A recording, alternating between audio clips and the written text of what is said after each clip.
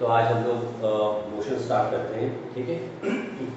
तो सबसे पहले हम लोग रेस्ट एंड मोशन एग्जैक्टली क्या होता है ये समझ लेते हैं। रेस्ट एंड मोशन,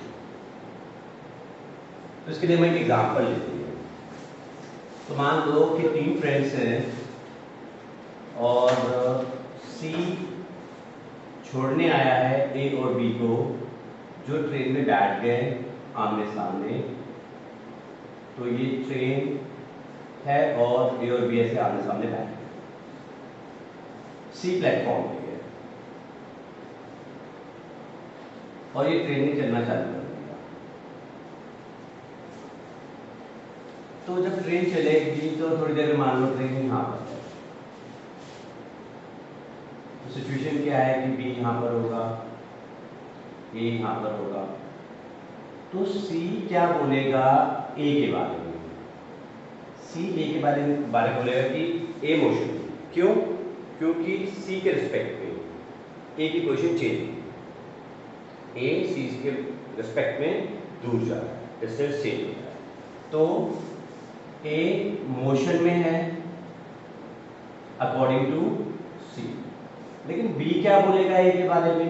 क्योंकि बी के रिस्पेक्ट में उसकी पोजीशन चेंज नहीं हो रही, दोनों साथ साथ चल रहे हैं। तो बी और ए दोनों साथ साथ चल रहे हैं, तो बी के रिस्पेक्ट में ए की पोजीशन चेंज नहीं हो रही। तो बी क्या कहेगा ए के बारे में कि ए रेस्ट में है।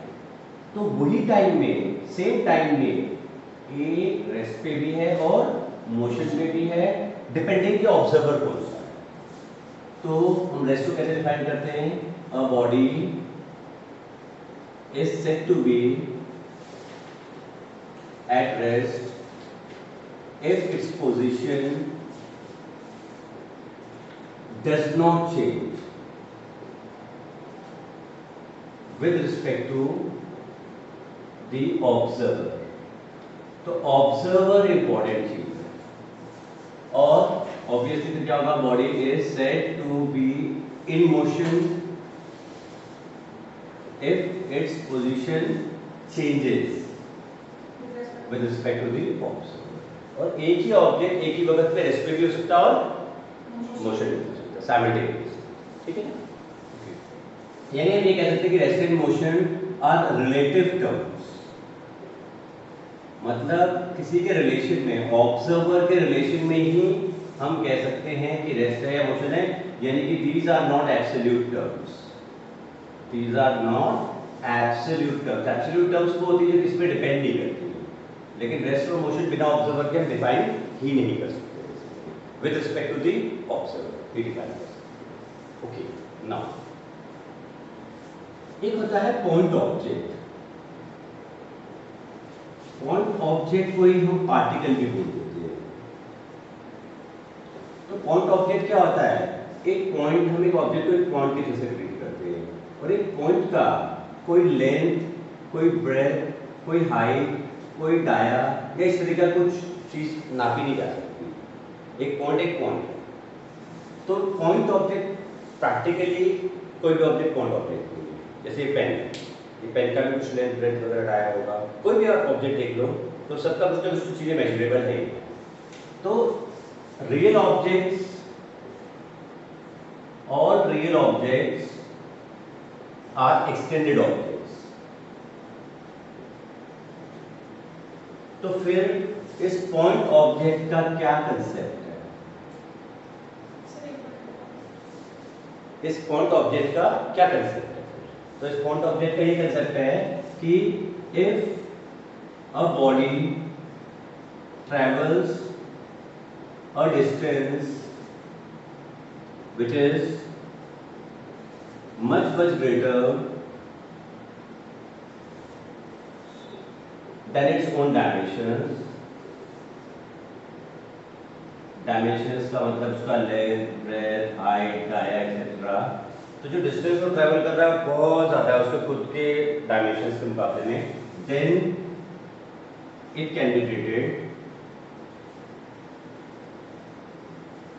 As a point object.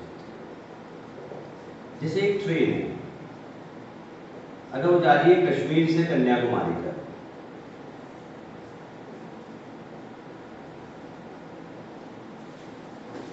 तो ट्रेन हालांकि काफी लंबी होती है, लेकिन हम उसको क्या मान सकते हैं, पॉइंट मान सकते हैं, क्योंकि डिस्टेंस जो ट्रैवल्ड है बहुत ज्यादा है। ऐसे ही एक बॉल है और हम जो सिक्सर मारा उसको स्टडी कर रहे हैं, बैट से लेकर के और वो जब तक ग्राउंड तक पहुंचा, and it's a huge sixer, तो हम उस केस में बॉल के डाया को निगलेक्ट कर सकते हैं, उसे पार्टिकल की तरह से ट्रीट कर सकते हैं, कौन ऑब्जेक्ट। और अपने आप में एक बहुत बड़ा ऑब्जेक्ट है, हमारे लिए तो बहुत ही बड़ा है, ब्रह्मांड के एंगल से देखो तो एक कण है, लेकिन हमारे लिए तो बहुत बड़ा ऑब्जेक्ट है। लेकिन अगर अर्थ जब सन के आसपास रिवॉल्व करता है तो इतना ज़्यादा डिस्टेंस ट्रेवल करता है, you can treat earth as a particle. तो अर्थ को भी you can treat as a particle कब, revolution of earth around sun के दौरान।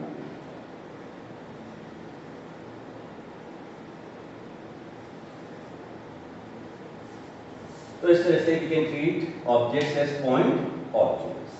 तो उसमें फिर हमारे को उनके डायमेंशंस को टेक केयर करने की जरूरत नहीं होती, एडवांटेज हो जाता है हमारे। फिर one dimensional motion, two dimensional motion and three dimensional motion.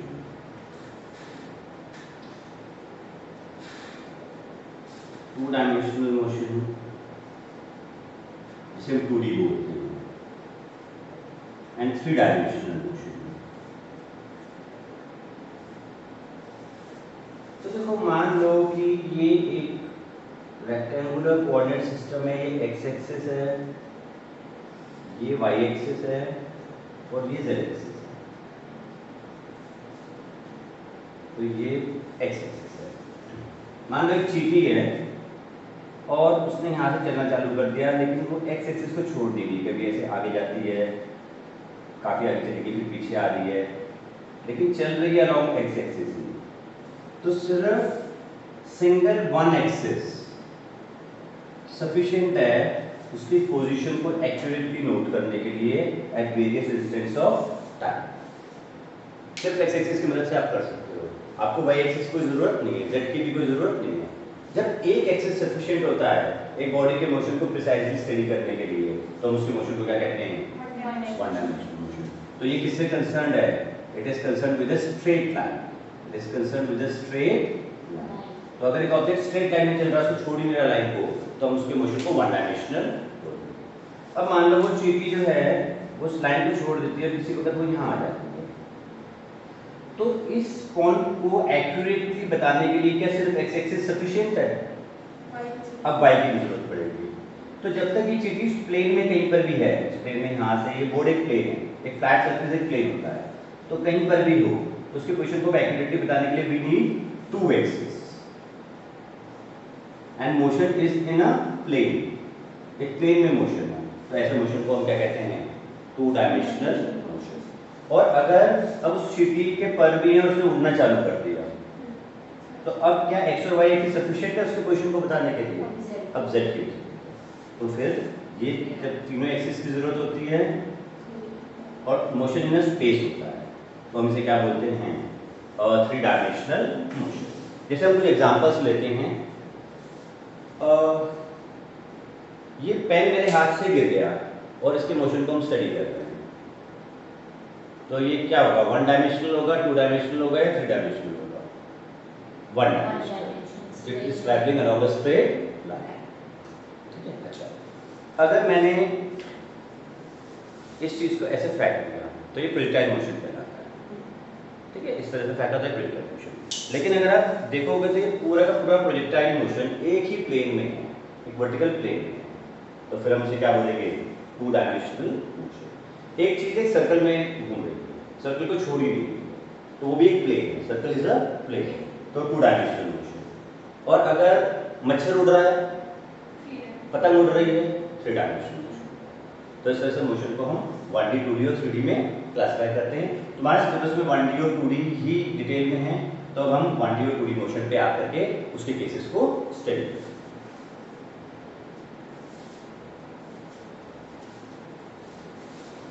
Okay,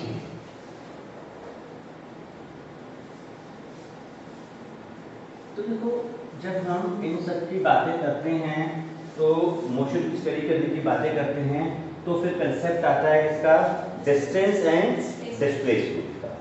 तो distance and displacement,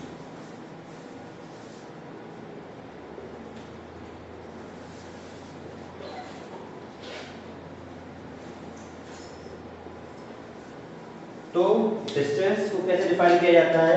the actual path length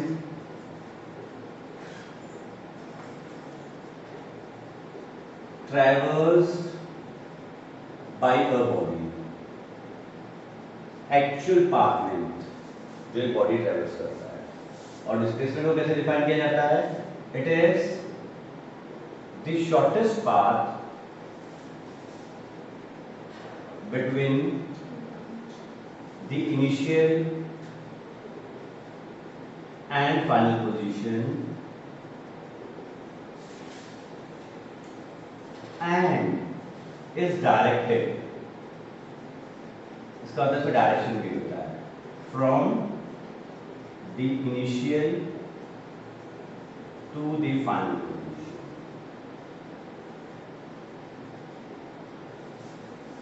तो मान लो एक ऑब्जेक्ट यहाँ से चालू हुआ और इस तरह से चलता हुआ वो यहाँ पर पहुँच गया। ये इनिशियल पॉइंट है और ये फाइनल पॉइंट है। तो डिस्टेंस क्या होगा? आपको पूरा ये नापना पड़ेगा। This is the distance. And what will be the displacement? Displacement shortest path है initial से और final point के बीच का। तो ये displacement है और displacement पे मैंने arrow भी show किया है क्योंकि इसमें direction भी होता है। तो therefore distance is a scalar quantity क्योंकि इसका direction से कुछ लेना देना नहीं होता, लेकिन displacement is a vector quantity। तो याद रखना कि डिस्टेंस इक्वल हो सकता है मैग्नीट्यूड ऑफ डिस्प्लेसमेंट के। ऐसा कब होगा? Only in one case. एक ही केस ऐसा होगा जब डिस्टेंस और डिस्प्लेसमेंट इक्वल हो। वो केस क्या होगा? एक ऑब्जेक्ट यहां से चालू हुआ, स्ट्रेट लाइन में चल रहा है और यहां आकर के रुक गया, तो जितना डिस्टेंस है उतना ही डिस्प्लेसमेंट भी है। All other cases, in all other cases, distance will be greater than the magnitude of displacement। बाकी सब केसेस में डिस्टेंस बड़ा होगा डिस्प्लेसमेंट से। जैसे एक ऑब्जेक्ट यहाँ से चला, ओरिजिन से यहाँ तक गया और फिर वापस यहाँ तक आ गया, ये फाइनल पॉइंट है। तो डिस्टेंस ज़्यादा हो गया और डिस्प्लेसमेंट कम हो गया। इसमें भी क्या है?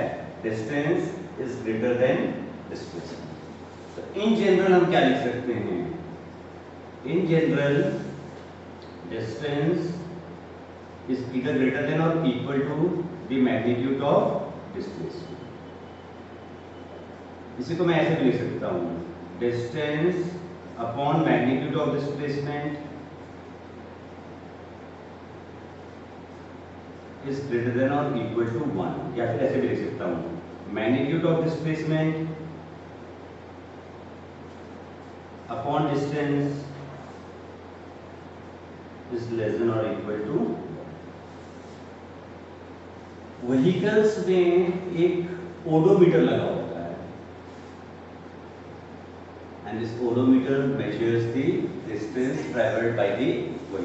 डिस्प्लेसमेंट को मेजर नहीं करता, डिस्टेंस को मेजर करता है। तो ये सारे इंपॉर्टेंट पॉइंट्स हैं। एक एग्जांपल मैं और लेता हूँ डिस्टेंस और डिस्प्लेसमेंट का, ये किसी कॉम्पिटिटिव एग्जाम में आया हुआ है। मान लो a body takes 3 1/4 rounds of a circle of radius r।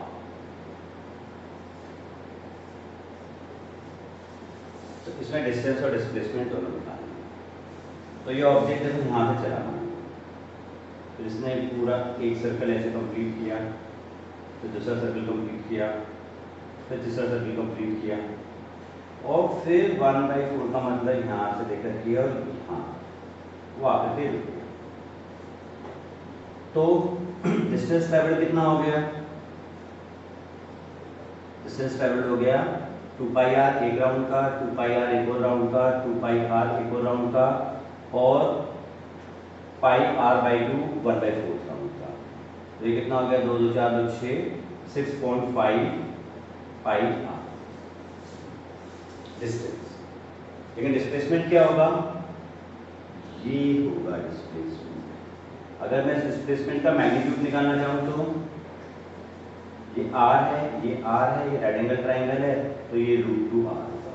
This √2r is the magnitude of displacement. So that is the difference between distance and displacement. और एक ऑब्जेक्ट अगर कहीं से चलता है और कहीं भी घूमता जाए घूमता जाए घूमता जाए घूमता जाए और अगर वापस वहीं पर ही आ गया, इनिशियल और फाइनल पॉइंट सेम है, तो उसके इसमें डिस्प्लेसमेंट क्या होगा, जीरो। उसके लिए इसको सर्कुलर पाथ में चलने की जरूरत नहीं, कैसे भी चले, इनिशियल फाइनल पॉइंट सेम हो गया तो डिस्प्लेसमेंट इज ओके। तो ये सारे इंपॉर्टेंट पॉइंट्स है डिस्टेंस और डिस्प्लेसमेंट के बारे में। अब हम आगे बढ़ते हैं और देखते हैं speed and velocity. Speed concerned है, कनेक्टेड है डिस्टेंस से। So what is speed? Speed is distance upon time. And what is velocity? Velocity is displacement upon time.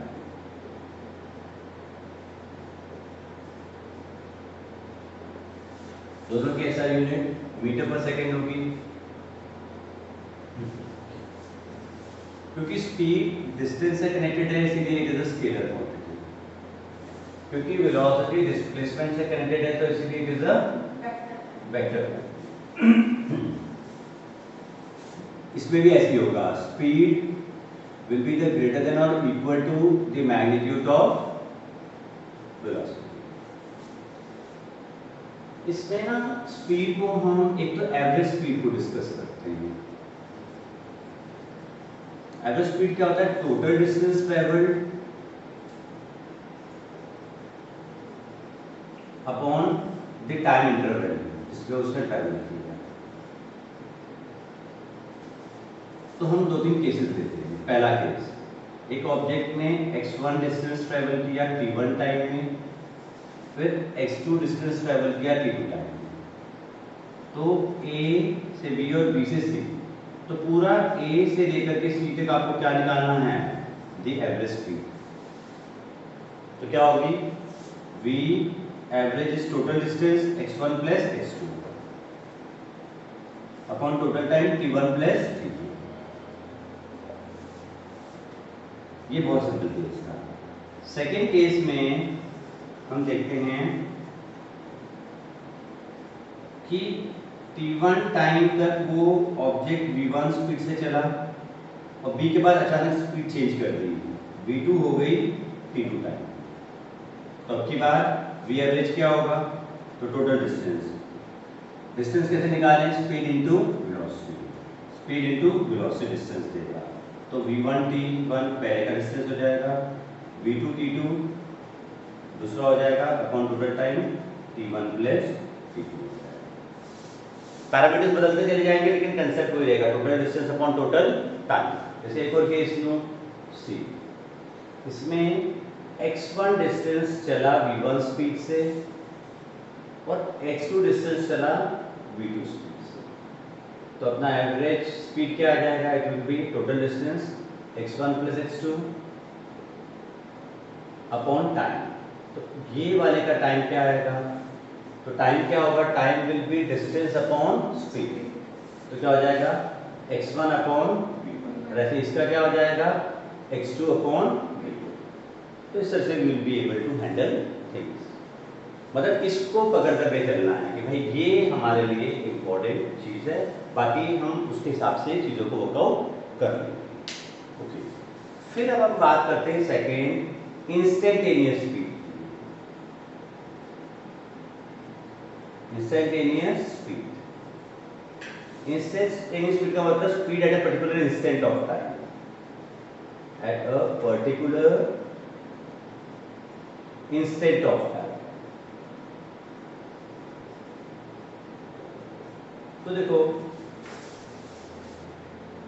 v वैसे तो delta s upon delta t होता है, distance travelled upon time taken, लेकिन जब हम limit delta t tends to 0 कर देंगे ये समय लगभग 0 हो जाए, 0 की तरफ टेंड हो रहा हो, तो बहुत छोटा टाइम हो जाएगा, तो तब हम इस वेलोसिटी को क्या कह सकते हैं, इंस्टेंटेनियस वेलोसिटी बोल सकते हैं। जब इस टाइम इंटरवल को बेहद छोटा करते हैं, ऑलमोस्ट एक इंस्टेंट हो जाएगा। फिर उसको लेकिन लिखते किस फॉर्म में है, डिफरेंशियल फॉर्म में, ds अपॉन dt। तो जो भी डिफरेंशियल फॉर्म में आता है ना, वो वैल्यू कौन सी आती है, इंस्टेंटेनियस वैल्यू आती है, क्योंकि उसमें टाइम इंटरवल बेहद कम होता है। ठीक है, ओके। फिर अब हम बात, अच्छा एवरेज वेलोसिटी की बात करोगे तो डिस्टेंस की जगह पर क्या आ जाएगा, डिस्प्लेसमेंट आ जाएगा, that will be the only difference, बाकी टाइम इंटरवल तो सेम ही रहेगा। अब हम बात करते हैं एक्सेलरेशन। एक्सेलरेशन कब आता है पिक्चर में, जब वेलोसिटी चेंज, एक्सेलरेशन। तो लोग ऐसे समझते हैं a is equal to v minus u upon t, change in velocity upon time. तो ऐसे में वो गड़बड़ क्या करते हैं, मान लो आपसे कहा जा रहा है कि एक ऑब्जेक्ट ईस्ट की तरफ चल रहा था 5 मीटर पर सेकेंड की स्पीड से, और थोड़ी देर के बाद हमने देखा कि वो नॉर्थ की तरफ चल रहा है, वही 5 मीटर पर सेकेंड की स्पीड से। तो ईस्ट वेस्ट नॉर्थ साउथ, तो मान लो 10 सेकेंड के बाद ऐसा ए पोजीशन के बाद वो 10 सेकंड के बाद कहाँ था, बी। ए के वक्त वो ईस्ट में चल रहा था और बी के वक्त वो नॉर्थ में चल रहा था। तो बताओ कि इसका एक्सेलरेशन क्या है। तो स्टूडेंट क्या करता है, acceleration is final velocity 5, initial velocity u, 5 minus 5 upon time taken 10 is equal to 0। ये सही है कि गलत है, गलत है। क्यों, क्योंकि आपको वेक्टर सब्ट्रैक्शन लेना है। What is this, this is vector subtraction. आप स्केलर की तरह से नहीं कर सकते इसे। और वेक्टर सब्ट्रैक्शन में क्या होता है, v माइनस यू का मैग्नीट्यूड क्या होगा, it will be under root of v square plus u square minus twice uv cos theta. पढ़ा था ना वेक्टर सब्ट्रैक्शन। तो इसमें क्या हो जाएगा, under root of 5 square plus 5 square minus twice into 5 into cos 90। Cos 90 क्या होता है, 0। तो विल बी 5 रूट 2। तो ये एक्सेलरेशन का मैग्नीट्यूड कितना आ रहा है, इट इज 5 रूट 2 मीटर पर सेकेंड। तो ये वेक्टर सब्ट्रैक्शन है, ये गलती नहीं करनी। फिर अब हम बात करते हैं एक और, उसमें भी डायरेक्शन मैंने डिस्कस नहीं किया, वही प्रॉब्लम में डिस्कस करूंगा, तो I will discuss the direction also, कि इस एक्सेलरेशन का डायरेक्शन क्या है, हमने मैग्नीट्यूड पे डिस्कस किया। ओके, अब हम आते हैं इक्वेशंस ऑफ मोशन पे। Equations of motion, 3 equations of motion है स्टैंडर्ड। एक क्या है, v is equal to u plus a। एक क्या है, s is equal to ut plus half a t square. और क्या है, v square minus u square is equal to 2a। याद रखना कि these are used in case of constant acceleration। Acceleration क्या होना चाहिए, कांस्टेंट होना चाहिए। होता क्या है, आपको ये रखा है कि a is equal to 2t है, तो this is a case of variable acceleration. कैसे पता लग रहा है कि एक्सेलरेशन वेरिएबल है, देखो टाइम को चेंज करते चले जाओ तो एक्सेलरेशन भी क्या होगा, चेंज। टाइम 0 का एक्सेलरेशन क्या था, 0। टाइम 1 पे कितना हो गया, 2। टाइम 2 पे स्टूडेंट क्या करता है, इसे उठा करके इसमें डाल करके सॉल्व करता है, तो गलत हो गया ना, ये वेरिएबल एक्सेलरेशन है। ऐसे ही अगर a is equal to 5 upon s आ गया, तो ये एक्सेलरेशन अब डिस्प्लेसमेंट के ऊपर डिपेंड कर रहा है, तो तब भी आप इसको इस्तेमाल नहीं कर सकते। ऐसे केसेस में you can not use these equations. दूसरा, आप इन इक्वेशंस में अगर फ्रीली फॉलिंग बॉडी का केस है,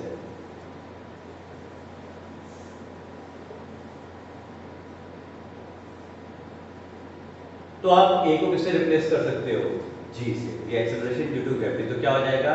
v is equal to u plus g t, s is equal to u t plus half g t square, v square minus u square is equal to twice. काफी सारे cases में ना initial velocity क्या हो जाती है? जी। तो उस केस में v किसके बराबर हो जाएगा? जी टी, यानी टाइम क्या हो जाएगा? Final velocity upon g. ये जीरो होने से s किसके बराबर आ गया? Half g t square. तो इससे टाइम कितना आ जाएगा? Under root of twice s upon g. और यहाँ पर u जीरो रखोगे तो v स्क्वायर किसके बराबर आ जाएगा? 2g's। ओके। कई बार क्या होता है कि इन्हीं इक्वेशंस को आपको वेक्टर टर्म्स में भी इस्तेमाल करना पड़ सकता है। आपको वेक्टर वैल्यूज गिवन हो सकती है, आई जे के टर्म्स में गिवन हो सकती है वैल्यूज, तो उसके लिए वेक्टर टर्म्स ऐसे होते हैं v is equal to u plus a t. s याद रखना, यहाँ पर ये s जो है ये डिस्टेंस नहीं है, this s is displacement, this s is displacement. तो s is equal to u t plus half a t square. और ऐसे ही अब v स्क्वायर को कैसे लिखोगे? तो v स्क्वायर को आप ऐसे लिख सकते हो v डॉट v, ऐसे u स्क्वायर को क्या लिख सकते हो? u डॉट ही लिखना पड़ेगा, क्रॉस नहीं, equal to a dot s। तो वेक्टर टर्म्स में भी आप इन इक्वेशंस को सोच सकते हो।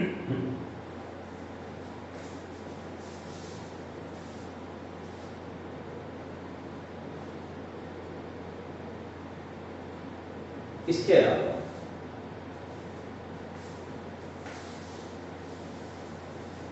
कुछ और, एक और भी इक्वेशन आती है s n n is equal to u plus a by two two n minus one. इस इक्वेशन में और इस इक्वेशन में क्या डिफरेंस है? ये आपको देता है डिस्प्लेसमेंट at nth सेकेंड या डिस्प्लेसमेंट फॉर nth सेकेंड। अब देखो इसका क्या डिफरेंस है, इसको एक एग्जांपल से समझते हैं। मान लो कि एक ड्रॉप ऑफ वाटर यहाँ से गिरा, थोड़ी देर में वो यहाँ पर था, थोड़ी और देर में वो यहाँ पर है, थोड़ी और देर में वो यहाँ पर है, और थोड़ी और देर में वो यहाँ। ये इसकी time t is equal to 0 की पोजीशन थी, ये टाइम 1 सेकेंड की पोजीशन है, ये टाइम 2 सेकेंड की पोजीशन है, ये टाइम 3 सेकेंड की पोजीशन है, और ये टाइम 4 सेकेंड की पोजीशन है। अब अगर आप t को इस वाले को इस्तेमाल करते हुए t को 4 सेकेंड स्टार्ट कीजिए, इस वाली इक्वेशन का इस्तेमाल करते हुए t को 4 सेकेंड, तो ये ना पूरे टाइम इंटरवल का डिस्प्लेसमेंट देगा 4 सेकेंड का। तो इसके थ्रू आपको पूरा यहाँ से लेकर के और यहाँ तक का डिस्प्लेसमेंट मिलेगा। s is equal to u t plus half a t square का इस्तेमाल करेंगे। और अगर आप यहाँ n को 4 डालते हो, 4th सेकेंड, तो ये सिर्फ 4 सेकेंड का डिस्प्लेसमेंट देगा आपको। तो ये पहला सेकेंड खत्म हो गया और दूसरा चालू हो गया, ये दूसरा खत्म हो गया और तीसरा सेकेंड चालू हो गया, ये तीसरा खत्म हो गया और चौथा चालू हो गया। यानी कि ये 4 सेकेंड का डिस्प्लेसमेंट है। ये आपको देगा इक्वेशन 4 सेकेंड का डिस्प्लेसमेंट, और u यही होगा स्टार्टिंग वाला, ये स्टार्टिंग पॉइंट है। तो u जो है हमेशा स्टार्टिंग पॉइंट का ही होता है, इसमें भी और इसमें भी। तो u plus a by two two n minus one. So that is the difference between these two equations. अब कुछ और भी मैं तुम लोगों को टिप्स दे रहा हूँ, वो ध्यान रखना इन्हीं इक्वेशंस को सॉल्व करने के लिए, और वो है, देखो ये जो है इसमें 5 पैरामीटर्स हैं, इसमें 4 वेक्टर क्वांटिटीज हैं।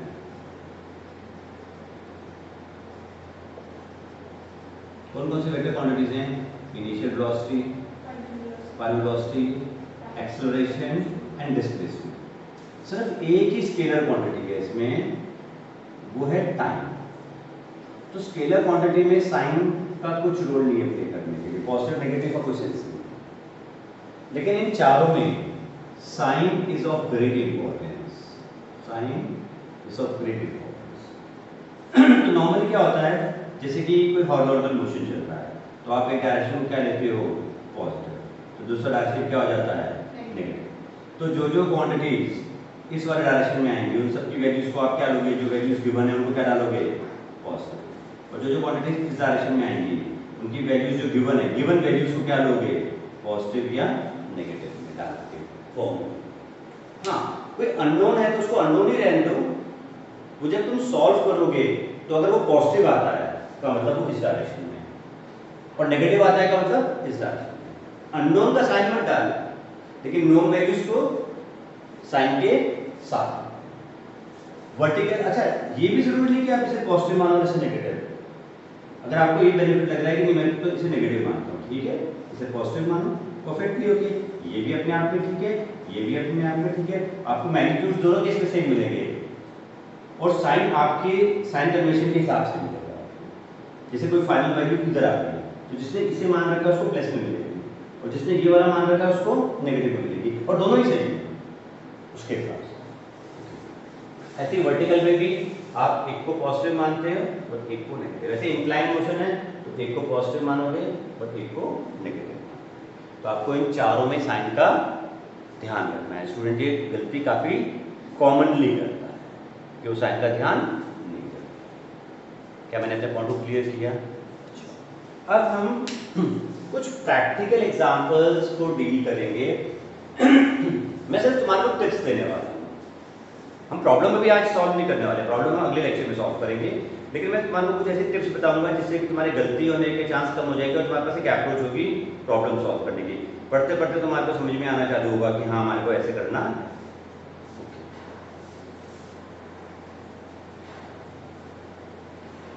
तो अब देखो,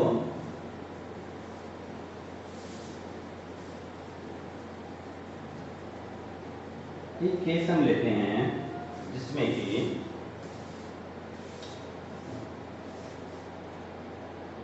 एक टावर है, एक ऑब्जेक्ट को ऊपर से ड्रॉप कर दिया और उसी वक्त एक ऑब्जेक्ट को नीचे से ऊपर कर दिया। तो ये कब और कहाँ मीट करेंगे? तो अलग अलग नोटेशंस में ऐसे में तो एक कब और कहाँ मीट करेंगे? मैंने आर्बिट्रेरीली मान लिया कि यहाँ मीट करेंगे। दोनों को, एक को ड्रॉप किया और एक को फेंका, ये दोनों चीज साइमल्टेनियसली, तो दोनों को चलने का टाइम क्या मिलेगा? सेम। कि अलग मिलेगा? सेम मिलेगा, क्योंकि एक ही वक्त पे इसे ड्रॉप किया, इसे छोड़ा तो किसी कोई एक ऑब्जर्वर है, उसके बाद स्टॉप वॉच है, एक्टिविटी के स्टार्टिंग में उसने स्टॉप वॉच ऑन कर दी और जैसे वो मिले स्टॉप वॉच बंद कर दिया, तो दोनों का टाइम इंटरवल क्या है? सेम। तो याद रखना है ऐसे में टाइम विल बी सेम। अच्छा, फिर इसके पैरामीटर्स क्या लोगे? u1 क्योंकि इसे ड्रॉप किया तो क्या हो गया? 0। अगर ये h है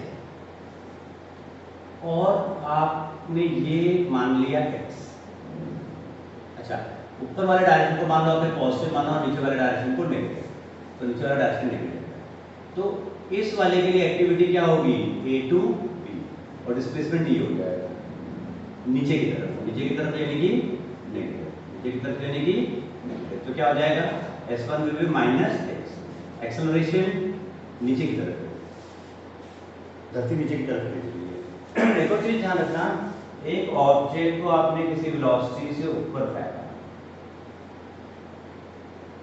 और ऊपर जाते हुए इसकी वेलोसिटी क्या होगी? कम और कम और कम, और किसी एक जगह पर मोमेंटली क्या आ जाएगा? ये 0 वेलोसिटी जाएगा और फिर वापस से नीचे आना स्टार्ट। ऊपर जाते वक्त मान लो किसी स्टैंड पे वो यहाँ पर है, फोर्स कहाँ लग रहा है उसके ऊपर?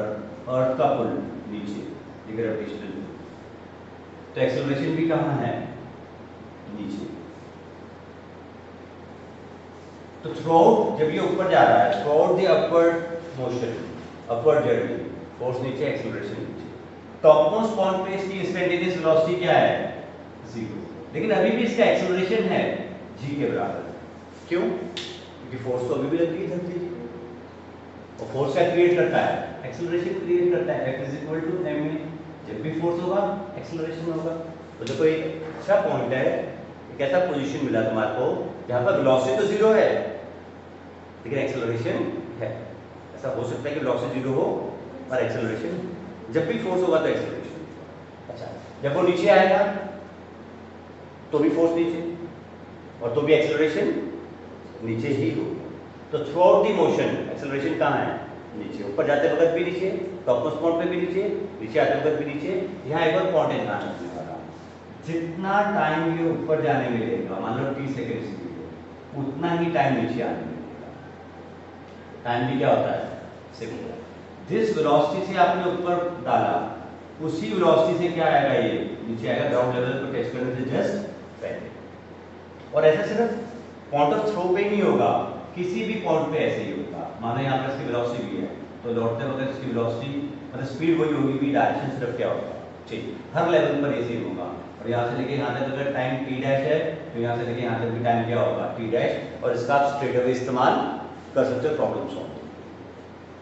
ये सब टिप्स हैं जो क्विकली कहीं पर लगा करके आप समय बचा करके प्रॉब्लम को सॉल्व कर सकते हो। तो यहाँ पर एक्सेलरेशन कितना होगा, -3 नीचे की तरफ। फाइनल वेलोसिटी में मेरा कोई इंटरेस्ट नहीं है इस वाले क्वेश्चन में। और टाइम कितना माना, t। अब ऊपर वाले में देखते हैं। मान लो ऊपर वाले में आपने से u वेलोसिटी से काटा, u2। तो इनिशियल वेलोसिटी क्या है, यहाँ इसके लिए सब पैरामीटर्स 1 लगा है, अब इसके लिए सबके लिए पैरामीटर्स 2 लगा था। तो इनिशियल वेलोसिटी क्या है, +u। एक्सेलरेशन नीचे की तरफ है, -c। टाइम तो आपको साइन लगाना नहीं की है। और डिस्प्लेसमेंट कितना हो जाएगा, तो डिस्प्लेसमेंट इसका यहाँ से यहाँ तक है, ये पूरा h है और ये h है, तो ये ऑब्वियसली कितना हो गया, h माइनस x हो गया और पॉजिटिव हो गया, तो +h माइनस x। अच्छा, एक और प्रॉब्लम लेते हैं जिसमें कि मान लो एक हेलीकॉप्टर ऊपर की तरफ जा रहा था और इसकी ऊपर जाने की जो स्पीड थी मान लो 5 मीटर पर सेकेंड थी, और इसने एक फूड पैकेट को ड्रॉप कर दिया यहाँ पर। तो यहाँ पर ड्रॉप करने का मतलब इसको ऑटोमेटिकली इसकी वेलोसिटी तो मिली गई। तो इनिशियल वेलोसिटी कितनी है, +5 मीटर पर सेकेंड। स्टूडेंट यहाँ पर क्या गलती करता है, इनिशियल वेलोसिटी क्या मान लेता है, 0, क्योंकि वो कहता है तो ड्रॉप किया। देखो मैं ये केस ले रहा हूँ जिसमें कि मैं इसको ड्रॉप करूँ, मैं अपनी तरफ से कोई एफर्ट नहीं लगाऊंगा, मैंने ड्रॉप किया तो इनिशियल वेलोसिटी क्या है, 0। अब सेकंड केस में मेरा हाथ ऊपर जा रहा होगा किसी स्पीड से, लेकिन मैं इसे ड्रॉप ही करूँगा, मैं अपनी तरफ से कोई फोर्स नहीं लगाऊंगा। तब देखना कि इसका मोशन मेरे हाथ से छूटने के बाद क्या होगा, हल्का ऊपर जा करके नीचे आएगा या तुरंत नीचे आएगा। जैसे यहाँ पर तो तुरंत ही नीचे जाना चालू हो गया, लेकिन अब देखना कि क्या होगा, मेरा हाथ वेलोसिटी पे और मैं ड्रॉप ही करूंगा। पहले हल्का सा ऊपर गया क्योंकि मेरे हाथ की वेलोसिटी से मिल गई, चाहे मैंने ड्रॉप किया। अच्छा, अगर मेरे हाथ में एक्सेलरेशन होगा तो मैं उसे एक्सेलरेशन नहीं दे पाऊंगा, मैं सिर्फ क्या दूंगा, उसको वेलोसिटी दूंगा। और जैसे वो मेरे हाथ से छूटा उसके बाद वो धरती के फोर्स के अंदर में, तो तब उसका एक्सेलरेशन कितना हो जाएगा, g, प्रिसाइजली स्पीकिंग -9.8 मीटर पर सेकेंड। क्या बात समझ में आती है? तो प्रॉब्लम सॉल्विंग के वक्त ये साइंस वगैरह ये सब चीज़ों का आपको ध्यान रखना है। अब हम आते हैं अगले पॉइंट पे जो ग्राफ्स, ठीक है, ग्राफ के ऊपर ये सारी चीज़ें मैंने अपने बुक में दे रखी हैं। बिल्कुल वो अप्रोच आपकी डेवलप हो जाएगी। ओके, नाउ अब देखो हम ग्राफ्स को डिस्कस कर रहे हैं। तो ग्राफ्स कौन कौन से होते हैं, एक तो डिस्प्लेसमेंट टाइम ग्राफ होता है या पोजीशन टाइम ग्राफ होता है, एक वेलोसिटी टाइम या स्पीड टाइम ग्राफ होता है, और एक एक्सेलरेशन टाइम ग्राफ होता है। किस किस टाइप के ग्राफ आपको मिल सकते हैं और कैसे कैसे आपको हैंडल करना है। तो हम ना पैटर्न के हिसाब से लेते हैं इसको। कैसे? जैसे मान लो स्ट्रिक आप पकड़े S T, straight line, VT में भी क्या लेते हैं? स्ट्रेट लाइन लेते हैं, हॉरिजॉन्टल स्ट्रेट लाइन,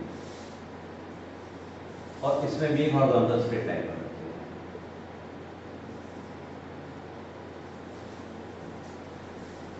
क्या ये तीनों के तीनों मोशन एक जैसे हैं? बिल्कुल भी नहीं, अलग अलग है। तीनों में हॉरिजॉन्टल लाइन चाहिए, लेकिन क्योंकि वाई एक्सिस पे चीज बदल गई तो इसका द मोशन भी डिफरेंट है। इस केस में मान लो ये 5 मीटर है, यानी टाइम बढ़ता चला जा रहा है तो पोजीशन तो 5 मीटर ही है। टाइम बढ़ता जा रहा है, पोजीशन 5 मीटर ही है, यानी बॉडी किस पे है? रेस्ट पे। इस पे मान लो ये 5 मीटर पर सेकेंड है, तो टाइम 0 पे वेलोसिटी कितनी? 5 मीटर पर सेकेंड। आगे वाले टाइम में भी 5 मीटर पर सेकेंड, 5 मीटर पर सेकेंड, 5 मीटर पर सेकेंड। का मतलब ये क्या है? कांस्टेंट स्पीड या वेलोसिटी या यूनिफॉर्म मोशन या फिर एक्सेलरेशन क्या है? अगर ये वेलोसिटी है तो फिर एक्सेलरेशन क्या है? नीचे। और यहाँ पर अगर मैं 5 मीटर पर सेकेंड स्क्वायर मानूं तो this is the case of constant acceleration. और जब भी एक्सेलरेशन आएगा तो it is non uniform motion.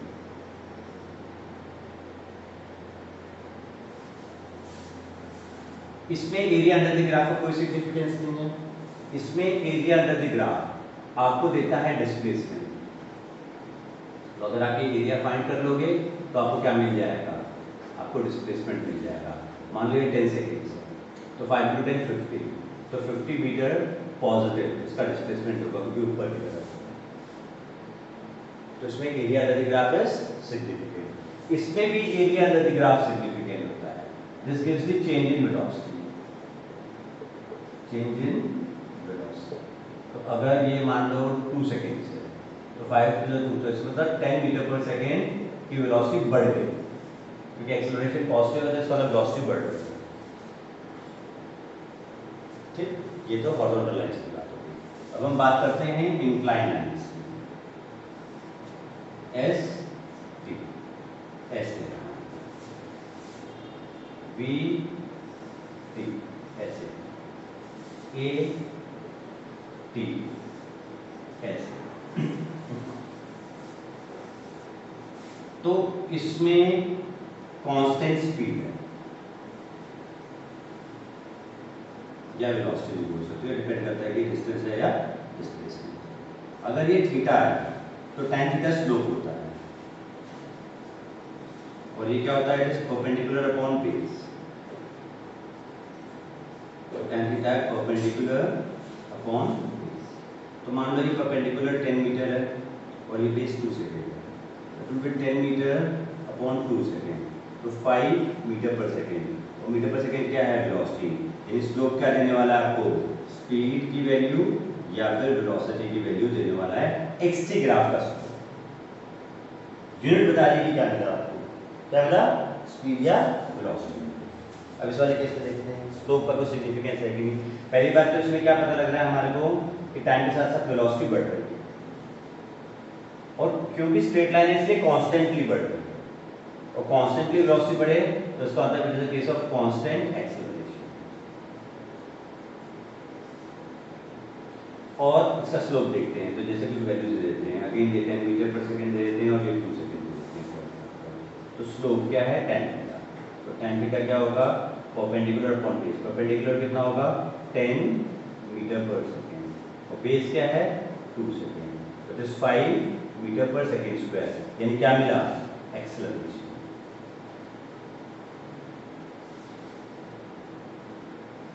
यानी इसका स्लोप सिग्निफिकेंट और क्या देता है? एक्सेलरेशन देता है। इसमें वेरिएबल एक्सेलरेशन की बस ध्यान रखो। और इसमें एक और चीज ध्यान रखना कि कई बार ना प्रॉब्लम अगर ज़्यादा टफ आए तो ऐसे भी आ सकती है कि आप पहले ग्राफ से इक्वेशन बनाओ और फिर उस इक्वेशन से प्रॉब्लम को सॉल्व करो। तो तुम्हारे को पता है कि जब एक स्ट्रेट लाइन मिलती है तो इक्वेशन कैसी होती है? y = mx। y एक्सिस पे क्या है? a, x एक्सिस पे क्या है? टाइम, और m क्या होता है? स्लोप। Perpendicular upon base. तो मान लो जैसे कि 10 है मीटर पर सेकेंड स्क्वायर और ये 2 सेकेंड है, तो स्लोप क्या होगा परपेंडिकुलर अपॉन बेस 10/2 यानी कि 5। तो एक्सेलरेशन आपको क्या मिल गया 5। इसके बेसिस पे फिर आप कुछ प्रॉब्लम को सॉल्व कर सकते हो, ऐसा भी प्रॉब्लम आ सकता है। ओके, अब एक इसी में मैं एक और चीज डिस्कस कर लेना चाहता हूँ, इंक्लाइन लाइन में ही कि अगर दो इंक्लाइन लाइंस हैं फॉर एग्जांपल एसटी में दो हैं, ये है और एक ये है, तो ये भी कांस्टेंट वेलोसिटी है ए की, ये भी कांस्टेंट वेलोसिटी है बी की। जिसका इंक्लिनेशन ज्यादा होगा वो वेलोसिटी ज्यादा होगा, जिसका इंक्लिनेशन ज्यादा उसकी वेलोसिटी ज्यादा। यानी कि अगर ये ए के लिए है और ये बी के लिए, तो मैं कह सकता हूँ b b is greater than b. और इसी तरीके से अगर बी टी ग्राफ है और ये ए के लिए है और ये बी के लिए है, तो मैं कह सकता हूँ कि acceleration of B is greater than acceleration of A. इसका स्लोप ज़्यादा, उस स्लोप की से जो वैल्यू है उसकी वैल्यू भी क्या हो जाएगी, ज़्यादा हो जाएगी। और अगर आपसे कहा जाए कि ये दो ग्राफ्स हैं तो इनकी रिलेटिव वेलोसिटी बताओ, तो दोनों का इंक्लिनेशन सेम है, इन दोनों की वेलोसिटी क्या आएगी, सेम आएगी। मान लो इसकी 2 मीटर पर सेकेंड है तो इसकी भी 2 मीटर पर सेकेंड है, तो इसका मतलब रिलेटिव वेलोसिटी क्या हो जाएगी, 0 हो जाएगी। रिलेटिव का मतलब सब्ट्रैक्ट करना होता है, तो 0 हो जाएगी, यानी दोनों की वेलोसिटीज कैसी हैं, रिलेटिवली 0।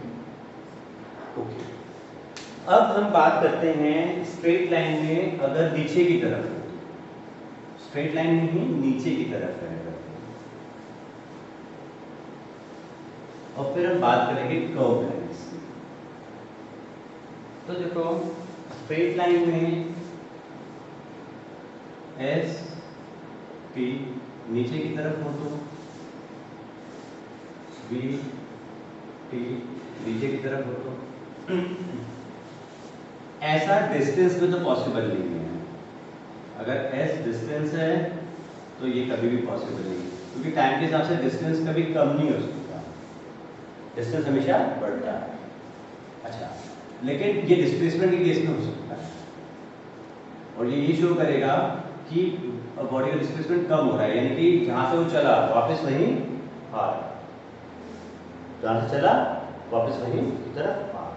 और इस वाले केस में याद रखना कि जब भी ये एंगल पॉजिटिव से एंगल 90 क्रॉस हो जाए, ऑब्ट्यूज हो जाए, जब भी एंगल ऑब्ट्यूज हो जाए तो स्लोप नेगेटिव आता है, तो इसमें स्लोप क्या आएगा, नेगेटिव आएगा। और ये रिटार्डेशन का केस है, यानी कि स्पीड स्लो हो रही है, स्पीड डिक्रीजिंग का केस है। देखो जैसे कि यहाँ ज़्यादा स्पीड थी, फिर और कम टाइम बढ़ने के साथ स्पीड क्या हो रही है, कम हो, ठीक है। फिर एक कर्व के दो केसेस तुम्हारे को सिर्फ ध्यान रखने हैं, एस टी और एस टी।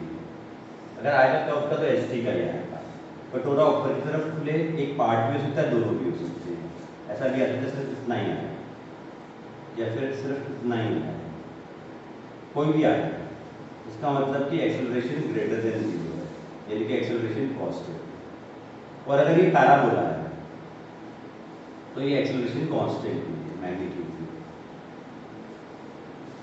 तो काफी फास्ट जा रहा हूँ, ये मान करके कि तुम लोग पहले ही जानते हो कुछ। और अगर ऐसे मिलेगा ग्राफ लाइन तो क्या होगा, a लेस देन 0 या a नेगेटिव है। और अगर ये पैराबोला है, क्योंकि ना कर्व्स अलग अलग होते हैं, प्रोफाइल्स तो अलग अलग होती है ना, कितनी प्रोफाइल्स बन सकती है, इसमें एक खास पैराबोला होती है। तो अगर ये पैराबोला है तो एक्सेलरेशन का मैग्नीट्यूड इज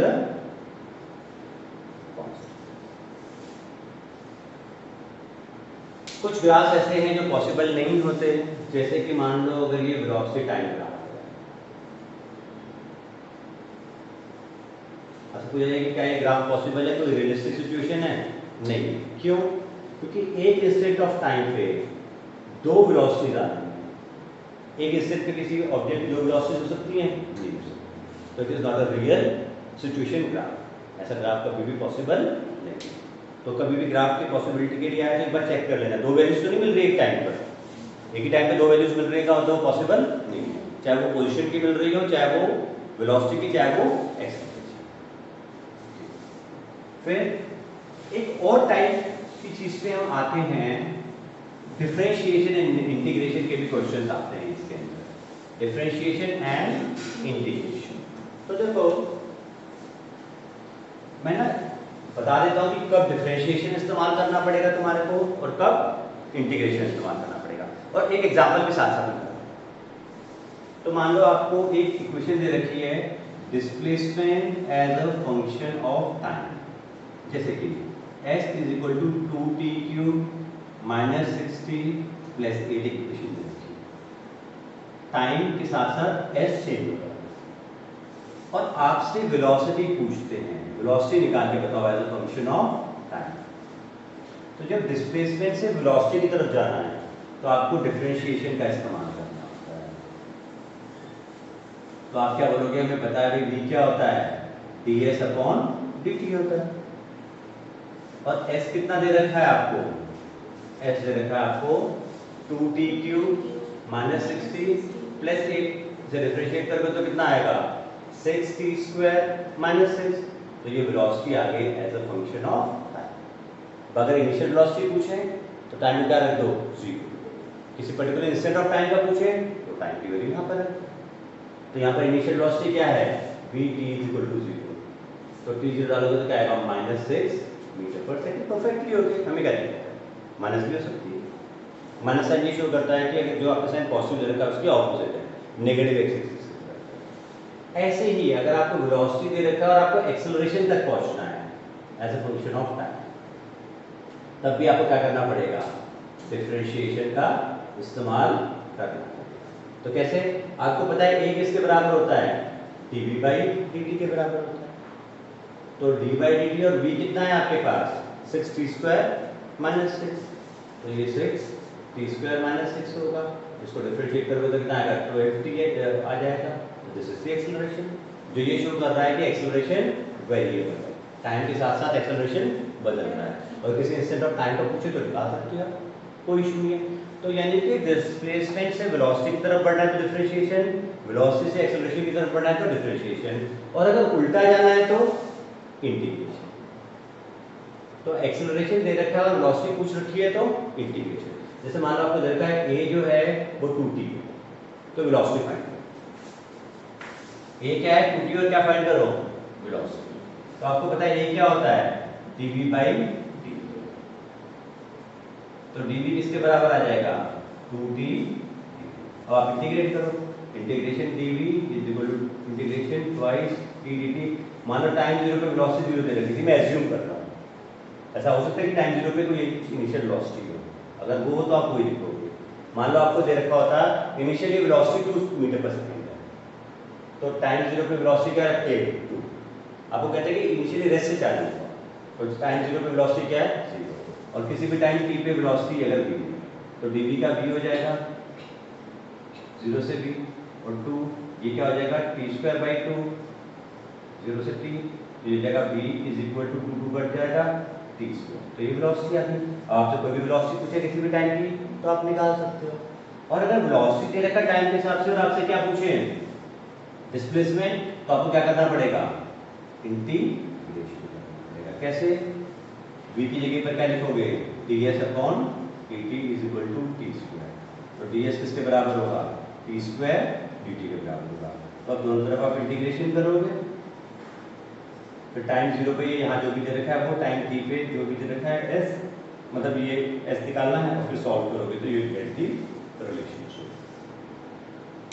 तो ये अप्रोच होती है हमारी, इक्वेशंस अगर आई हो और एक जगह से दूसरी जगह अगर आपको मूव करना है तो, ठीक है। यहाँ मैं दोबारा तो एक और चीज बता दूं कि एक्सेलरेशन को दो तरीके से देखते हैं। एक देखते हैं dv बाई dt, तो ये वेलोसिटी और टाइम के हिसाब से होता है। एक एक्सेलरेशन होता है v dv बाई ds, तो ये एक्सेलरेशन वेलोसिटी और डिस्प्लेसमेंट का रिलेशनशिप है। ये एक्सेलरेशन वेलोसिटी और टाइम का रिलेशनशिप है। तो कई बार आपको ये रिलेशनशिप का भी इस्तेमाल करना पड़ सकता है। तो ये देख करके कुछ अच्छा विवाह होने वाली बात नहीं है, ठीक है। एक्सेलरेशन को वेलोसिटी टाइम के टर्म्स में भी देख सकते हो, एक्सेलरेशन को वेलोसिटी और डिस्प्लेसमेंट के टर्म्स में भी आप देख सकते हो। क्या ये पॉइंट क्लियर होता है? ओके, अब हम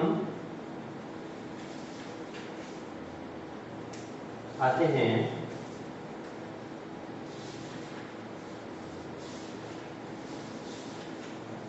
और यस अभी will take a break.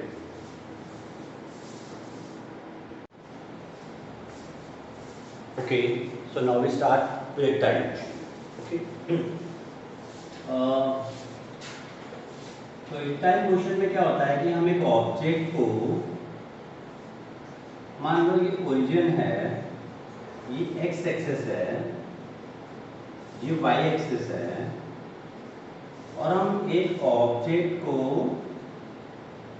Throw कर देते हैं ओरिजिन से हॉरिजॉन्टल से किसी एंगल पर, ये हॉरिजॉन्टल है, इसे किसी एंगल पर अगर हम थ्रो करते हैं, सपोज यू स्पीड से थ्रो करते हैं, तो will take a path like this, and ये जो मोशन है इसे हम प्रोजेक्टाइल मोशन, जो ऑब्जेक्ट ट्रैवल कर रहा होता है हम उसे प्रोजेक्टाइल बोलते हैं, और ये एक 2 डायमेंशनल मोशन है। थ्रू आउट ऑब्जेक्ट नीचे अर्थ पुल करती रहती है उसे, तो फोर्स नीचे लगता है, इसलिए एक्सेलरेशन भी नीचे होता है। फोर्स वाई डायरेक्शन में लगती है, एक्सेलरेशन भी वाई डायरेक्शन में होता है, एंड थ्रू आउट नीचे की तरफ लगता है, तो it is a constantly accelerated motion.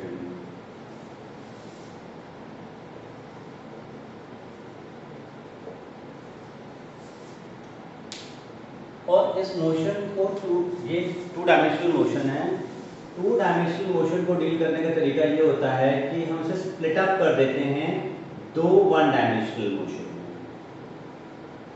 एक एक्स एक्सिस के अलोंग मोशन को हम अलग स्टडी करते हैं और वाई एक्सिस के अलोंग मोशन को अलग स्टडी करते हैं। इसमें अलग से इक्वेशंस ऑफ मोशन लगा देंगे, एक्स एक्सिस के अलोंग अलग, सिमिलरली वाई एक्सिस के अलोंग अलग से हम इक्वेशंस ऑफ मोशन को लगा सकते हो, फिर इनको आपस में क्या करेंगे, कोरिलेट कर देंगे। टाइम सेम रहता है, टाइम रिमेन्स दी सेम। ये बेसिक प्लान है कि 2D मोशन को 2 1D में आप ब्रेकअप कर। तो अब देखो, आपने u स्पीड से हॉरिजॉन्टल से थीटा एंगल पर इसे बैक किया, तो क्योंकि मुझे x डायरेक्शन में अलग डील करना है, y डायरेक्शन में अलग डील करना है, तो इस वेलोसिटी को मैं 2 पार्ट्स में स्प्लिट अप कर देता हूँ, x अलग y अलग। तो x डायरेक्शन की वेलोसिटी ux होगी, जो क्या हो जाएगी u cos theta, y direction की uy is equal to u sin theta. ऊपर वाले डायरेक्शन को मान लो पॉजिटिव ले लेते हैं, नीचे वाले डायरेक्शन को नेगेटिव ले लेते हैं। इसके x डायरेक्शन को पहले हम लोग विजुलाइज करते हैं। एक्स डायरेक्शन मतलब ये, एक्स डायरेक्शन में क्या फोर्स होगा, कोई भी फोर्स नहीं है। मेरे हाथ से छूटने के बाद मैं इसके मोशन को स्टडी कर रहा हूँ, मैं इस मोशन को कब स्टडी कर रहा हूँ, जब मेरे हाथ से वो ऑब्जेक्ट छूट गया, उसके बाद ये ऑब्जेक्ट मेरे हाथ से छूट गया, उसके बाद मैं इसके मोशन को स्टडी कर रहा हूँ। तो उसके बाद ये किसके इन्फ्लुएंस में है, मेरे हाथ से तो छूट गया, मेरे इन्फ्लुएंस में तो है नहीं, फिर किसके इन्फ्लुएंस में है, अर्थ के ग्रेविटेशनल पुल के इन्फ्लुएंस में, यानी अर्थ का ही फोर्स लग रहा है, यानी एक्स डायरेक्शन में कोई भी फोर्स नहीं लग रहा है। तो एक्स डायरेक्शन में कोई भी फोर्स नहीं लगेगा, तो एक्स डायरेक्शन में कोई भी एक्सेलरेशन नहीं होगा। तो याद रखना, एक्स डायरेक्शन में कोई भी एक्सेलरेशन नहीं, और जिस डायरेक्शन में कोई भी एक्सेलरेशन नहीं होता वहां हम इस्तेमाल करते हैं speed is the distance travelled upon the time taken. मान लो आर्बिट्रेरली वो यहाँ पर है P पॉइंट पर, x, y इसके कोऑर्डिनेट्स हैं, तो ये x हो जाएगा और ये y हो जाएगा। मान लो टाइम t में ये O से लेके P तक पहुंचा, तो एक्टिविटी हम O2P कंसीडर कर रहे हैं, O2P एक्टिविटी कंसीडर कर रहे हैं। तो डिस्टेंस कितना ट्रैवल किया हॉरिजॉन्टली x, कितने टाइम में, t टाइम में, किस वेलोसिटी से, हॉरिजॉन्टल वेलोसिटी क्या है u cos थीटा। तो हम इसे अप्लाई करते, कैसे अप्लाई करेंगे, स्पीड की जगह पर u cos थीटा, क्योंकि एक्स डायरेक्शन की बात कर रहे हैं, distance is x and time is t, ये हमारे पैरामीटर्स बन जाएंगे। एक्स डायरेक्शन में इसके अलावा हमारे को कोई बेनिफिट मिलने वाला नहीं है, क्योंकि जहाँ एक्सेलरेशन 0 हो जाता है वहाँ पर सिर्फ एक ही फॉर्मूला काम करता है, speed is distance upon time. अब हम वाई डायरेक्शन के लिए बात करते हैं। तो अगर मैं वाई डायरेक्शन के बारे में सोचूं तो एक्टिविटी कहाँ से कहाँ तक है, O से और P तक। इनिशियल पॉइंट ये है, इनिशियल पॉइंट की वेलोसिटी क्या है, u sin थीटा पॉजिटिव, तो u y is equal two plus u sin theta. Acceleration क्या है वाई डायरेक्शन में, नीचे की तरफ, जी नीचे की तरफ है तो क्या होगा minus, it will B minus g। Time तो वही रहने वाला है t, टाइम में साइन भी नहीं लगता। डिस्प्लेसमेंट कितना हुआ, तो ऑब्जेक्ट इस लेवल पर था, टाइम t के बाद में वो इस लेवल पर आ गया, यानी this is the displacement in the upward direction. तो कितना हो गया प्लस y, और velocity in the y direction में निकाल दी। तो इनफैक्ट एक और चीज यहाँ पर नोटिस करने वाला है, क्योंकि एक्स डायरेक्शन में कोई फोर्स नहीं है, एक्स डायरेक्शन में एक्सेलरेशन नहीं है, एक्स डायरेक्शन की velocity will remain the same through. तो यहाँ u cos थीटा है, तो यहाँ भी कितनी होगी u cos थीटा।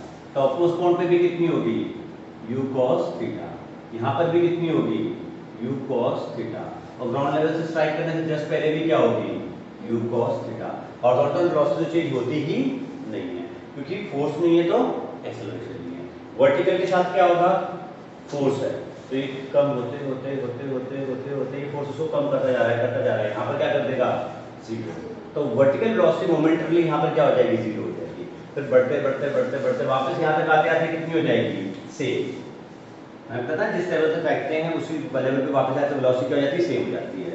तो ये u sin थीटा, तो ये भी क्या हो जाएगी, it will B u sin theta.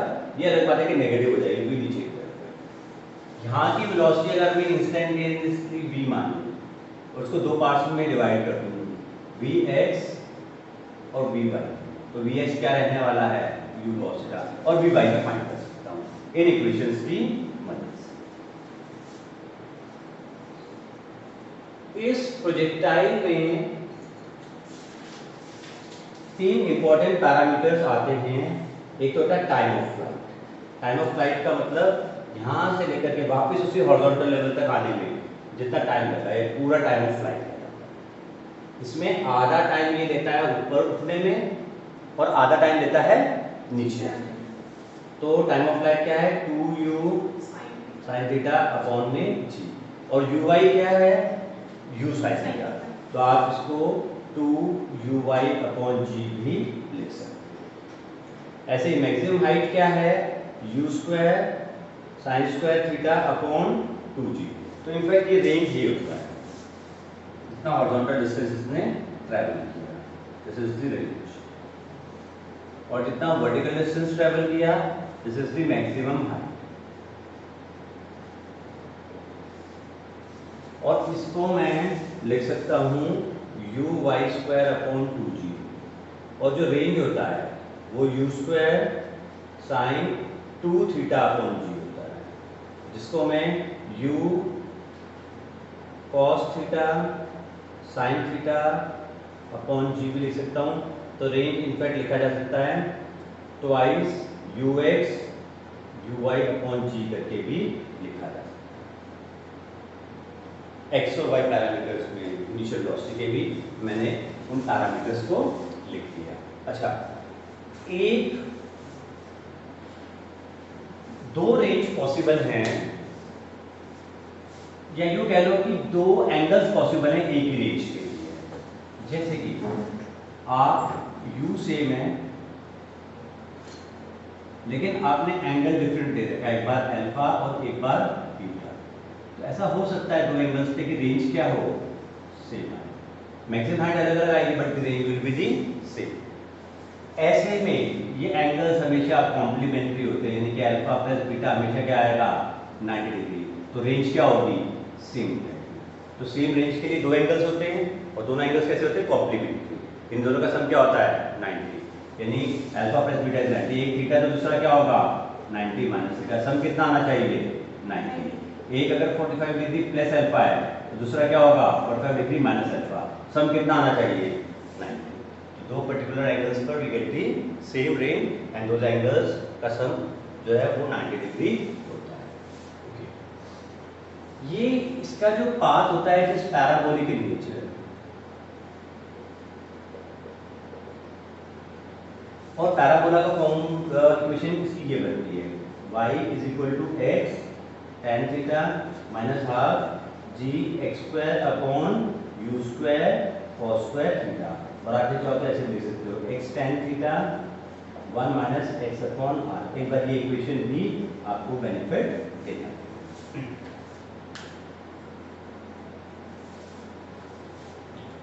Maximum velocity यहाँ होती है, this is the place of maximum velocity या maximum speed, maximum kinetic energy, maximum momentum,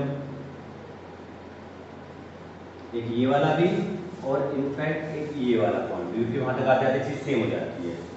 ये V से फेंका तो ये फिर से यहाँ पर आके क्या हो जाता है, सॉरी U से फेंका तो ये फिर से यहाँ पर आके क्या हो जाता है, U हो जाता है, और ये वाले पॉइंट पे ये सब चीज मिनिमम हो जाती है क्योंकि स्पीड मिनिमम है। टॉपमोस्ट पॉइंट पे स्पीड कितनी है, u cos थीटा। कई क्या सोचते हैं टॉपमोस्ट पॉइंट पे स्पीड क्या हो जाती है, 0। वर्टिकल कंपोनेंट 0 हो जाता है पर हॉरिजॉन्टल कंपोनेंट रहता है।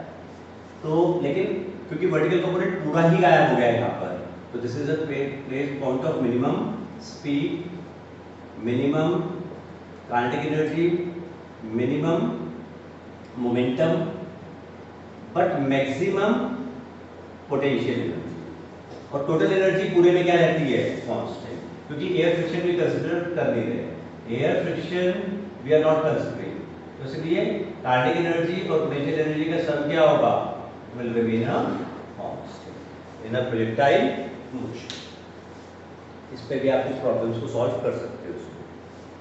अच्छा, अगर एक पर्टिकुलर हाइट की हम बात करें, मान लो एक पर्टिकुलर हाइट है, यहाँ से यहाँ तक आने में टाइम t1 ले रहा है, और वापस उसी हाइट तक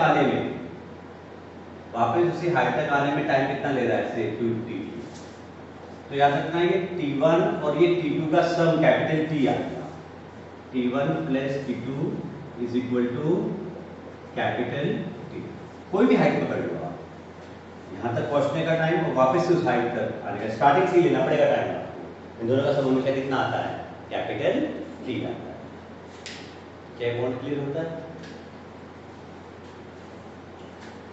इसे हम ऑब्लिक प्रोजेक्टाइल बोलते हैं, this we call as an oblique projectile.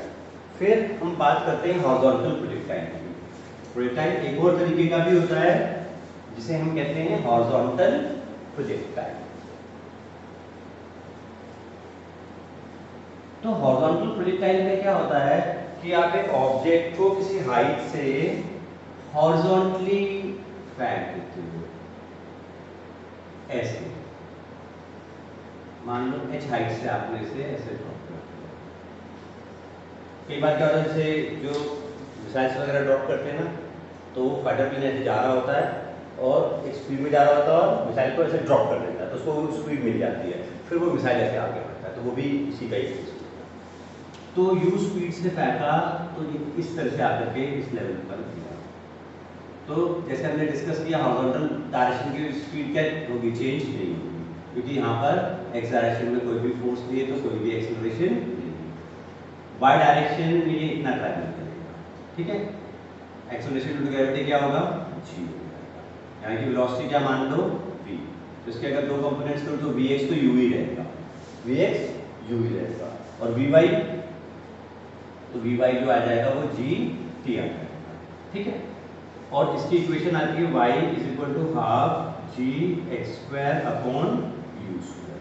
हमारी अप्रोच सेम रहेगी, इस पे भी 2 डायमेंशनल मोशन है, 2 1D में ब्रेकअप कर देंगे इसको भी, और एक्स डायरेक्शन अलग, वाई डायरेक्शन अलग। एक्स डायरेक्शन में कोई भी फोर्स नहीं, कोई भी एक्सेलरेशन नहीं, वाई डायरेक्शन के पैरामीटर्स लिख करके अगर फिर देखेंगे कि हमारा इनिशियल पॉइंट ये है, फाइनल पॉइंट क्या है, ये भी हो सकता है, ये भी हो सकता है, तो अकॉर्डिंगली वर्कआउट कर लेंगे। और यहाँ की वेलोसिटी कैसे निकलेगी, v is equal to under root of vx square plus vy square, और ऐसे करके प्रॉब्लम को सॉल्व कर देंगे, but the approach will remain the same.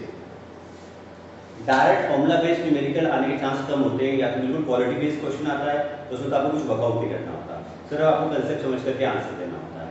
और अगर कुछ आएगा तो डायरेक्ट फॉर्मूला बेस्ड क्वेश्चन नहीं आएगा कि बीच में पकड़ेंगे, तो फिर वो अभी हमें प्रॉब्लम जब डिस्कस कराऊंगा तब कराऊंगा, ठीक है।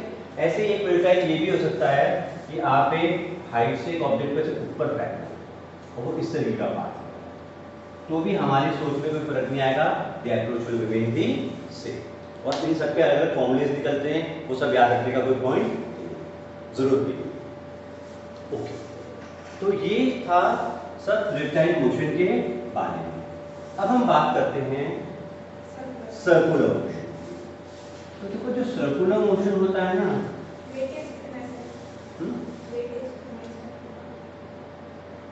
वेटेज से कुछ पक्का नहीं। There is only one thing certain about competitive exams, that these exams are uncertain. कौन सी चीज कहां से आ जाए कोई भरोसा नहीं। एक चीज पक्की है इनके बारे में, क्या कि इसमें कुछ भी पक्का नहीं। तो सर्कुलर मोशन पे एक ऑब्जेक्ट सर्कुलर पाथ में ट्रेवल करता है, और ये दो तरीके का होता है, एक uniform circular motion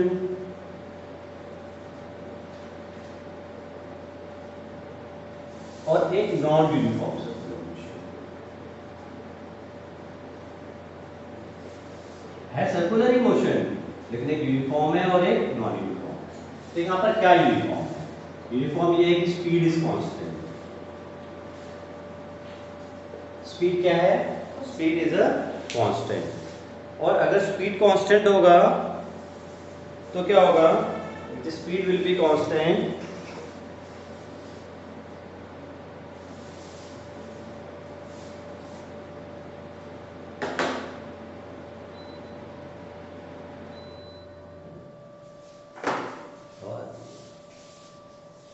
speed is constant. Speed constant है, लेकिन डायरेक्शन क्या हो रहा है? लगातार चेंज हो रहा है, कभी ऐसे कभी ऐसे कभी ऐसे, वेलोसिटी का डायरेक्शन चेंज हो रहा है।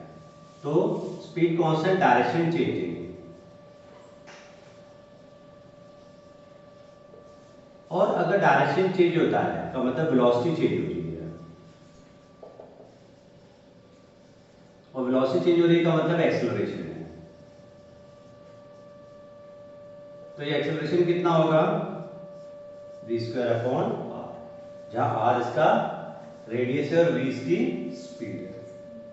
ये एक्सेलरेशन कहां होगा? It will be directed towards the centre of the circular path. It will be directed towards the centre of the circular path. Force भी इस डायरेक्शन में लगेगा, एक्सेलरेशन भी इस डायरेक्शन में होगा, टुवर्ड्स द सेंटर। और तभी ये सेंट्रीपिटल फोर्स कहलाता है। सेंट्रीपिटल फोर्स, सेंट्रीपिटल का मतलब सेंटर लविंग फोर्स, हमेशा सेंटर की तरफ एक्ट करता है। और ये एक्सेलरेशन भी सेंट्रीपिटल होगा, तो centripetal acceleration to always acting towards the centre.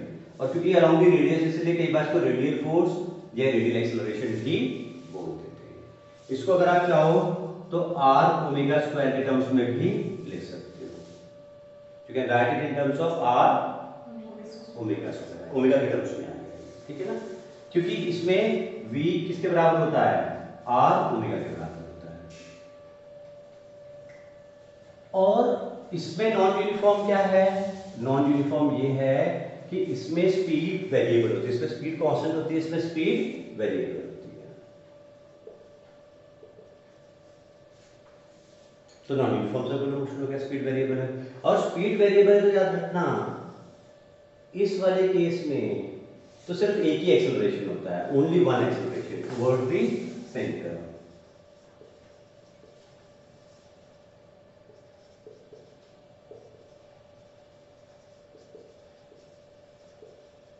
और इसमें क्या होगा? इसमें दो एक्सेलरेशन होंगे, एक तो सेंट्रीपिटल एक्सेलरेशन और एक टेंजेंशियल एक्सेलरेशन भी होगा। ये रिस्पांसिबल होगा फॉर चेंजिंग स्पीड, और ये रिस्पांसिबल होगा फॉर चेंजिंग डायरेक्शन। और टोटल एक्सेलरेशन क्या होगा? जैसे दो वेक्टर्स का हम वेक्टर सम करते हैं, under root of ac square plus at square, जहां ये at किसके बराबर होता है? r अल्फा, जहां अल्फा क्या होता है? एंगुलर एक्सेलरेशन होता है। और AT इज टेंजेंशियल एक्सीलरेशन। और ये क्या होता है, दिस इज सेंट्रीपिटल एक्सीलरेशन, जो कि अगर वेक्टर टर्म्स में लिखें तो ओमेगा क्रॉस आर होता है, और इसे वेक्टर टर्म्स में लिखें तो it is alpha cross r. तो तुम्हारे को समझ में आया फर्क यूनिफॉर्म सर्कुलर मोशन और नॉन यूनिफॉर्म सर्कुलर मोशन का? इसमें स्पीड कांस्टेंट होती है, उसमें स्पीड वेरिएबल होती है। इसमें एक ही एक्सेलरेशन होता है, सेंट्रीपिटल एक्सेलरेशन, जो डायरेक्शन चेंज करता है। इसमें दो होते हैं, एक डायरेक्शन चेंज करने के लिए और एक स्पीड को चेंज करने के लिए। तो this is about circular motion. Okay, इसके बाद हम बात करते हैं, एक रिलेटिव मोशन का कंसेप्ट आता है। चलो रिलेटिव मोशन मेरे को लगता है कि हम अगले टर्न पे कर लेते हैं कल, और साथ में प्रॉब्लम्स भी डिस्कस कर लेते हैं, ठीक है? ओके।